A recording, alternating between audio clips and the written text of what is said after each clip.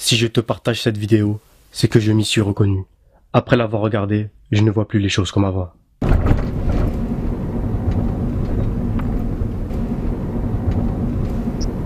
On est dans une situation critique, ya Ikhwan. On est dans une situation de cancer, de phase finale du cancer de la foi, ya Ikhwan. Sauf qu'on s'en rend même pas compte, c'est ça le plus grave. On est dans une situation urgente. Combien d'entre nous n'arrivent pas à dormir la nuit par rapport à ce qui se passe à nos frères et sœurs? Allah, combien? Allah. Même al-mahabba, même le lien d'amour, fils abilillah, il a tellement disparu à ce point-là.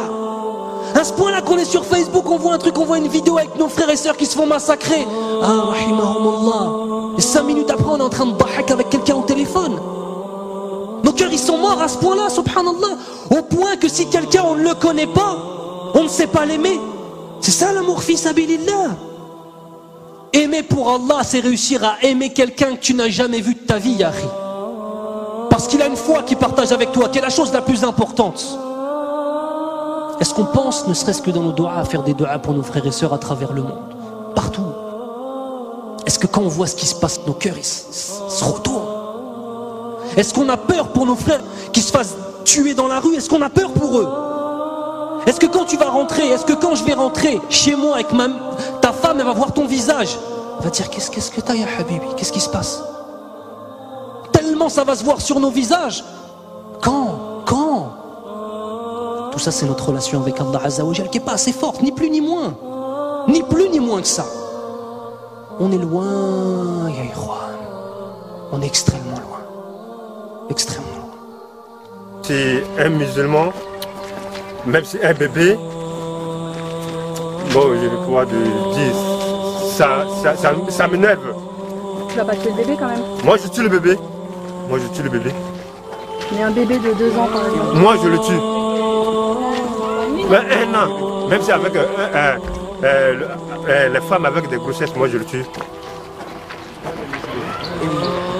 Si le musulman ne part pas dans le kilomètre 5, nous les Antilles, nous devons aller pour venir tout le reste des musulmans là-bas pour manger. Parce que le musulman c'est bon pour manger.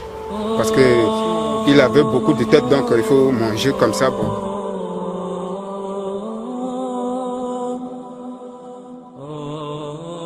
Le corps brûlé, on coupe la tête, jetée. Et prenez la tête pour taper avec le ballon. Ce n'est pas ça. On coupe notre corps là pour manger. Est-ce que dans nos yeux, est-ce qu'on mange le corps des gens? On ne mange pas.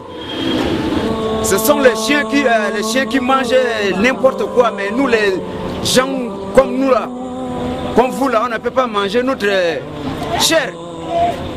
C'est grave pour nous. C'est comme ça. En tant que moi, là, j'ai tout subi. La guerre, là, on dirait que ça vient rien que sur moi.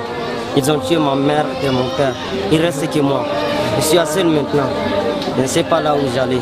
C'est pour cela que je suis resté ici, à la base des réfugiés. Et moi, j'ai parti à l'école. J'ai promené. À mon retour, les anti-Balaka sont attaqués. Et je suis précipité d'aller à la maison. Je n'y suis pas arrivé. Et ils m'ont dit qu'ils ont tué mon père et ma mère. L'histoire d'un homme que j'ai rencontré ce matin au camp réfugié, il est en train de me raconter une histoire réelle qu'il a vécue sur le terrain. L'histoire c'est quoi? On a tué son fils, on l'a obligé de manger la chair de son propre fils. Il l'a mangé par obligation, mais ce dernier, il parlait en pleurant. Il me dit s'il pouvait pleurer avec du sang à lait, il le fera. Vraiment, et il a dit adieu à la viande. Lui, il va plus jamais manger de la chair, que ce soit la chair des animaux, comme poissons, etc. Il a juré de ne plus manger la viande parce qu'on l'a obligé de manger la chair de son fils, mes frères. C'est vraiment terrible. Ces gens-là, ce sont eux qui nous aident ici à vivre. Sans eux, on serait déjà morts. Parce que les vivres ils nous amènent des vivres chaque fois. Nous mangeons grâce à eux une fois par jour. Mais ça ne nous dérange pas. L'essentiel, c'est de vivre. Mais seulement, nous remercions beaucoup l'opinion internationale ainsi que les bienfaiteurs. Nos bienfaiteurs que vous êtes.